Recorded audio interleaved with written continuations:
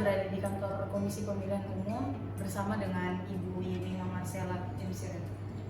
Selamat siang Ibu. Selamat siang. Bagaimana kabarnya? Puji Tuhan, kabar baik. Ibu ini sebagai Ketua Divisi Sosialisasi Pendidikan Pemilu, Partisipasi Masyarakat dan SDM. Pada siang hari ini saya akan membahas tentang pentingnya pendidikan berdemokrasi bagi pemilih muda, terutama di Kabupaten Biak ini. Mungkin saya ada beberapa pertanyaan yang dapat Ibu jawab. Yang pertama, apa sih Bu syarat utama seseorang agar bisa ikut pemilu? Ini salam sobat pemilih muda di mana berada. Nah, bicara pemilih muda tentu kita bicara tentang potensi bagaimana menggerakkan demokrasi di Indonesia, terutama di Kabupaten Biak. Nah, bicara tentang pemilih muda, kemudian potensinya yang kita bisa lihat, memang pemilih muda kalau boleh dikatakan jumlahnya cukup banyak, tapi kemudian bagaimana kita proses melakukan pendidikan pemilihnya ini yang menjadi fokus kita, karena memang di Kabupaten Biak ada tantangan tersendiri yang harus kita lihat. Pertama, kurangnya partisipasi pemilih muda dalam pemilu-pemilu sebelumnya, sehingga menuntut KPU Biak untuk bagaimana terus melakukan upaya melakukan pendidikan pemilih. Nah, pendidikan pemilih yang kami lakukan tentu dengan melakukan kerjasama dengan pihak sekolah, pihak kampus, kemudian dengan beberapa komunitas lainnya, sehingga kita bisa kolaborasi untuk meningkatkan pendidikan pemilih dan kemudian dalam rangka partisipasi yang meningkat di tahun pemilu yang akan datang. Terus menurut Ibu, sepenting apa sih pendidikan berdemokrasi bagi generasi muda, khususnya para pemilih muda yang akan menggunakan hak pilihnya di tahun 2020 mendatang?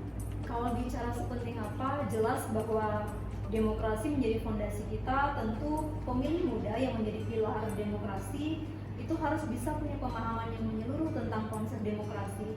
Ini berbicara bagaimana kesadaran pemilih muda untuk menggunakan hak pilih mereka, kemudian bisa berpartisipasi secara langsung dalam mengontrol proses demokrasi. Tentu yang kita bisa harapkan adalah mereka menggunakan hak pilih mereka pada saat pemilu nanti.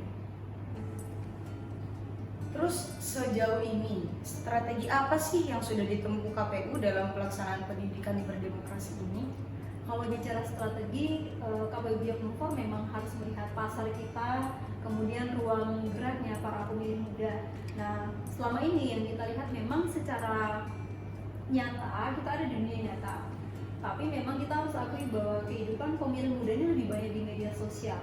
Nah, untuk itu kami memanfaatkan media sosial, kemudian ruang-ruang digital secara umum untuk kemudian melakukan pendidikan pemilih.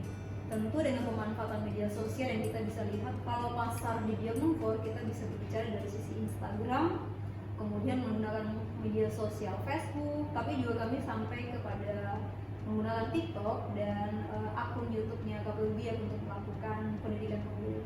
Tentu memang dampak yang kami gunakan setelah memasuki dunia digital itu efeknya lebih besar. Respon pemilih mudanya lebih banyak dari KPU Biak. Terlihat dari bagaimana mereka antusias mengikuti perkembangan informasi demokrasi di Kota Biak.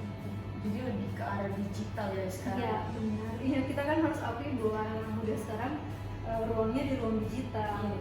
Generasi ini apa? Generasi milenial dengan ruang geraknya di dunia digital, ini memberikan tantangan tersendiri buat KPU untuk bagaimana bisa memasuki dunia mereka. Jadi KPU lebih terfokus terhadap digital karena sekarang ranahnya adalah di lingkup digital.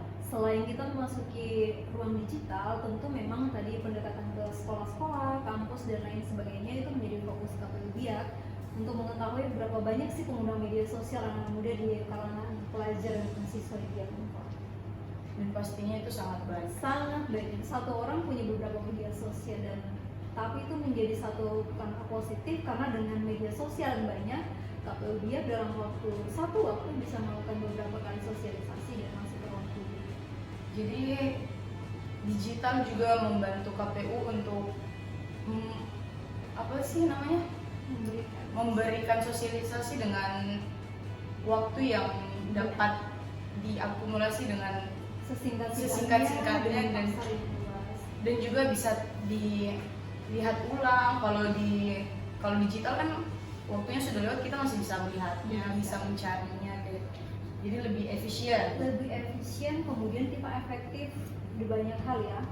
Efisiensi waktu kita dapat, kemudian ruangnya, kemudian kita bicara pasarnya yang cukup banyak, dan memang itu materinya seperti yang tadi disampaikan bahwa itu bisa berulang kali mereka akses informasi tersebut, sehingga target kita untuk bagaimana menanamkan informasi tentang demokrasi itu bisa berulang kali mereka dapatkan.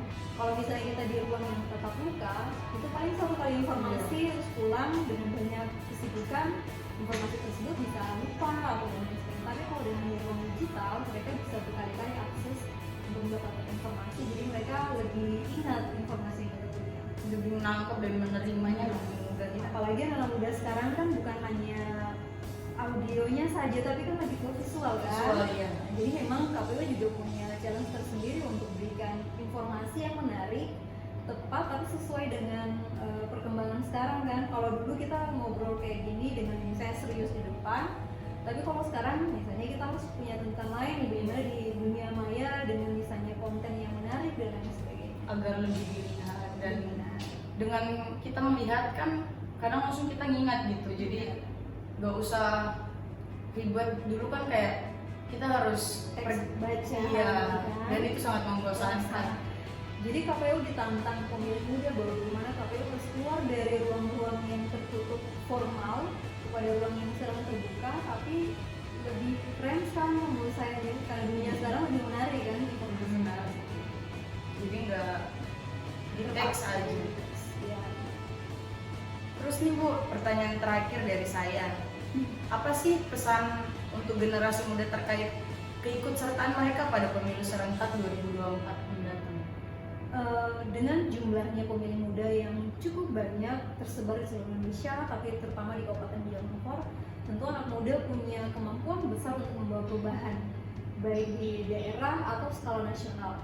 Nah, kalau pemilih muda mereka tidak menggunakan hak pilih mereka, kemudian berkontribusi mengontrol jalannya proses pembangunan demokrasi, maka akan sangat disayangkan sekali karena mereka menjadi agen penggerak tapi tidak mampu menggerakkan. Pesan kami, pemilih muda bisa menjadi mitra KPU untuk melakukan pendidikan pemilih, kemudian melakukan sosialisasi juga terkait dengan informasi-informasi pemiluan baik di lingkungan keluarga, lingkungan pertemanan, kampus dan lain sebagainya, untuk sama-sama mendorong anak-anak muda menggunakan hak pilih mereka. Karena sekali lagi ini bukan tentang haknya mereka menggunakan hak pilih, tapi kewajiban mereka sebagai generasi muda untuk membawa perubahan di negara ini melalui satu suara mereka pada bilik suara. Karena satu suara sangat menentukan. Benar sekali, perubahan masa depan kita ditentukan anak-anak muda yang cerdas. Nah, tuntutannya adalah menjadi pemilih muda yang cerdas menggunakan hak pilih. Mungkin sekian dulu bincang-bincang kita pada siang hari ini. Terima kasih Sama-sama, terima kasih. sudah meluangkan waktu di sela-sela kesibukan yang sangat padat. Teman-teman, bagi yang sudah memiliki hak pilih, jangan lupa gunakan hak pilihmu di tahun 2024 mendatang. Pemilih berdaulat, negara kuat. Mohon maaf bila saya ada salah-salah kata. Wassalamualaikum warahmatullahi wabarakatuh. Pemilih berdaulat, negara kuat.